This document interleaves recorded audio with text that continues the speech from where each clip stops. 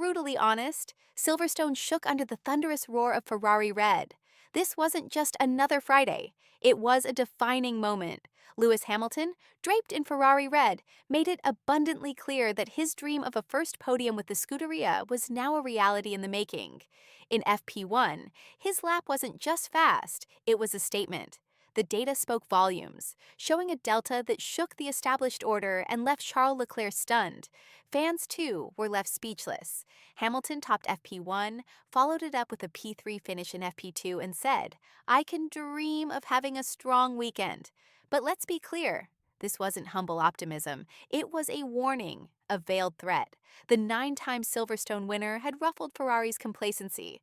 While admitting that the car still needed tweaks after FP2, Hamilton's message was unmistakable. Ferrari is on the rise, and he's taming the SF-25 like a predator reclaiming its territory. Meanwhile, Leclerc, while acknowledging McLaren and Red Bull's strength, couldn't quite mask his unease. "We still need to find some pace in qualifying," he said, but the game was shifting, and Hamilton was already eyeing Sunday as his stage for a breakthrough. The grandstands, painted Ferrari red, buzzed with anticipation. Could Hamilton's mastery of high-speed corners, coupled with the pressure of home soil, finally ignite? A British Grand Prix podium would be a very special moment to claim his first, with Ferrari. That wasn't a comment for Sunday. It was a warning for Friday. The storm was just beginning. What they didn't show you in the official broadcast was the subtlety behind Hamilton's performance. While Leclerc's setup shifted lap after lap in search of the perfect sweet spot, Hamilton's car behavior remained eerily stable, almost surgical. Behind that smooth FP1 lap was a setup choice that revealed a deeper truth. Hamilton had found the ride height and aerodynamic balance that Ferrari engineers had been chasing for half a season. He wasn't just fast, he was confident, especially in corners where the SF-25 had previously betrayed him. Sector 2, especially through Copse and Maggots Beckett's, told the story. Hamilton's throttle application was earlier and more assertive. That wasn't just engineering brilliance. It was emotional trust in the machine, a turning point. On the other hand, Leclerc, despite finishing P2 in FP2, couldn't hide his frustration. In the garage, he gestured animatedly, and his radio revealed a crucial line. "I still can't feel the rear in turn 13. That was a crack in the armor. While Hamilton sharpened his weapon, Leclerc was still negotiating with his own. It wasn't about milliseconds. It was about clarity. And right now, Hamilton saw the battlefield far clearer. Beneath the surface of a balanced Friday, there was a coded message. The tide inside Ferrari might be shifting, and not in Leclerc's favor. It wasn't the lap time. It wasn't even the P1 on the timing sheets. It was the silence. After Hamilton climbed out of the car, Leclerc stood beside his own SF-25, helmet still on, watching the screens. No smile, no nod, just calculation. What the cameras didn't capture, but what the engineers noticed, was that Hamilton's long-run pace on high fuel mirrored Leclerc's race simulations. Same compound, same stint length. But Hamilton's tire degradation curve? Flatter, more controlled. In Silverstone, tire life is prophecy. Leclerc's strength this season has been his Sunday consistency, but this time, the margin wasn't there. Hamilton didn't just match him, he mirrored his strength, then added psychological weight, consistency under pressure, in front of his home crowd, with Ferrari fans expecting salvation. When asked if he was happy post-session, Leclerc said, "We still need to improve quali." But what he really meant was something else. "I've lost my edge, and I know it." This wasn't just a rivalry, it was foreshadowing. For the first time since Bahrain, Hamilton's data wasn't trailing Leclerc's shadow. It was standing alongside it, maybe even ahead. When two alphas share the same garage, even milliseconds become declarations of intent. The real question isn't whether Hamilton will get his first podium. It's whether Leclerc can stop him. To understand the storm brewing at Silverstone, we need to look back at Spielberg. Austria wasn't just another P4 for Hamilton, it was the spark, the psychological ignition, in a season fraught with adaptation struggles. For the first time, he finished within striking distance of Leclerc, and crucially, without relying on safety cars or chaos. It was pure pace. It was evolution. And Ferrari noticed. Behind closed doors, telemetry analysts flagged one disturbing trend. Hamilton's consistency in medium-speed corners had surpassed Leclerc's, an area traditionally dominated by the Monegasque. That wasn't just adaptation. That was a predator waking up. Now, at Silverstone, those same traits resurfaced. In high-speed transitions, where the SF-25 once felt twitchy under Hamilton, he was now slicing through corners with rhythmic precision. The Austria data wasn't a fluke, it was a pattern. Leclerc's Austria podium had masked the fact that Hamilton had closed the gap and in some corners outclassed him. Silverstone merely removed the disguise, and with the crowd behind him, the British Lion didn't need DRS. He needed belief. Now he has both. That fourth place wasn't a result. It was a warning shot. And this weekend, it's echoing louder than ever. Silverstone doesn't forgive, and it never forgets. That's why when Hamilton said, "You never know here, the wind, the rain," he wasn't being poetic. He was invoking trauma and weaponizing it. 12 months ago, it was the rain that handed Hamilton his final win in Mercedes colors, beating faster McLarens, not by chance, but by instinct. He read the clouds better than any strategist. He danced on in while others hesitated. That memory isn't nostalgia, it's ammunition. And now with unsettled forecast for Sunday, the paddock feels it. If rain returns, Hamilton becomes something else. Not a Ferrari driver, a force. The clerk, by contrast, has always been precise, but never instinctual in chaos. His brilliance is in rhythm, not improvisation. And Ferrari knows that. That's why quietly engineers are now recalibrating simulations, not around Leclerc's ideal dry lines, but Hamilton's wet history. It's subtle, but it's real. When the skies threaten, experience matters more than raw pace.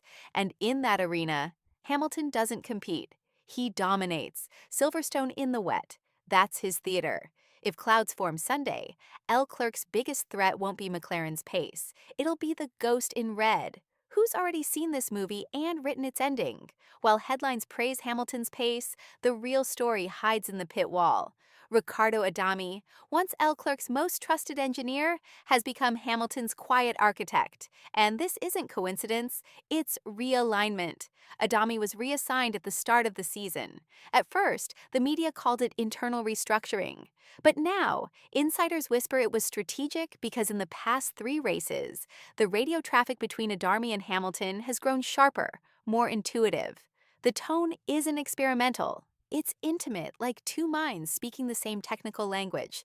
The clerk, on the other hand, is now working with a newer voice. Talented, yes, but not bonded. Not yet. And in Formula One, that half-second delay in understanding can cost races. Friday in Silverstone, Hamilton's run plan changed mid-session without panic, without delay. Adami simply said, "Box now. Plan Delta Red."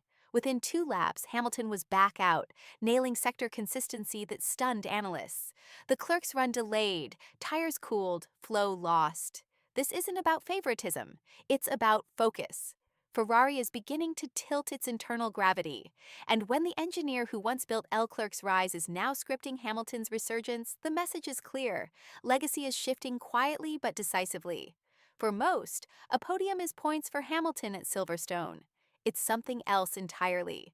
Legacy correction. He didn't leave Mercedes to fade. He left to reignite. And doing it in red at home is more than symbolic. It's redemptive. Because behind the calm interviews and diplomatic smiles lies a driver who's heard every whisper. Too old, too late, too political. This podium isn't just a trophy. It's a rebuttal, a war cry. And Ferrari needs it too badly. Since 2022, no red car has stood tallest at Silverstone. And despite Leclerc's flashes of brilliance, it's Hamilton who holds the keys to this circuit's soul. 9 wins, countless comebacks. No one manipulates this track's emotion like him. The team knows if there's a place for a Hamilton resurrection, it's here. That's why every adjustment, every tire call, every millimeter of front wing angle this weekend isn't just about race performance. It's about legacy engineering, crafting a moment that will outlive the season. And make no mistake, if Hamilton stands on that podium in front of that crowd in Ferrari red, it won't just be history. It will be a shift, a declaration that 2025 belongs to someone no longer chasing greatness, but reclaiming it. What Sunday might reveal, the cameras won't. Because this isn't just a race, it's a collision course. Data tells one story, but body language told another on Friday night. The clerk, usually vocal, walked past reporters. Eyes down. Hamilton, calm, poised like someone who knows what's coming. Inside the Ferrari motorhome, there's tension, not hostility, something quieter, more dangerous. Two visions of Ferrari's future now occupy the same space. L. Clerk, the heir the team built, Hamilton, the legend they borrowed, who now threatens to become permanent, and the numbers don't lie. High fuel simulations place Hamilton within striking distance of P2 over a full stint on a track where he traditionally finds a tenth. Others can't add possible rain, and the advantage swings further. He's not the outsider anymore. He's the storm brewing under the surface. But Ferrari won't say it. They'll speak of team effort, of positive signs. Don't believe it. Because when Hamilton said, "I can dream of having a strong weekend," he wasn't dreaming. He was warning them. And if you want to see how far that warning goes, watch turn 1 on Sunday. If he's ahead of the clerk by then, the rest of the race won't be a battle. It will be a reckoning. If you believe the truth lives between the radio attic, the tire data, and the silence of the paddock, stay with. Speaking with the couple, knowing how Cody operates, he was probably too touchy-feely with Robin. And I would bet that Michael T asked them to tone it down and Cody was offended. Whole family had to bear. It was anticipated that the original wives would assist in meeting her financial responsibilities and helping to build her new house. Tension resulted from this arrangement, particularly since the three founding wives themselves had trouble finding secure lodgings.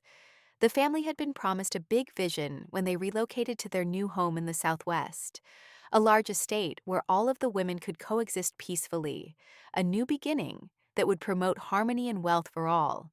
The focal point of this desire was a sizable plot of land that was supposed to serve as a haven where the whole family could develop and thrive. Unfortunately, this vision never came to pass. A chapter full of broken dreams and unfulfilled expectations came to an end when the land was eventually sold and the expected community living area never materialized. The already shaky family bonds were further strained by the financial burden and failed promises, public perception, and emotional chaos. Both fans and reviewers have closely examined the woman's part in the family drama. She was frequently portrayed as the patriarch's emotional shield, a wall preventing him from facing harsh realities and attending to the needs of the first wives. Her circumspect demeanor in public interviews only served to heighten conjecture on her actual emotions and goals. Many admirers believe that she carefully considered what she said in order to preserve the family's reputation and her own standing within it. Viewers were divided by this seeming stillness. While some praised her judgment, others saw it as manipulation or coldness. The road to independence of the original wives. The stories of the initial wives are also ones of empowerment and resiliency in spite of the emotional turmoil. After many years of living under the restrictions of a plural marriage, each woman set out on her own path to self-discovery, healing, and independence. One wife fell in love once more, establishing a new family based on respect for one another and sincere love.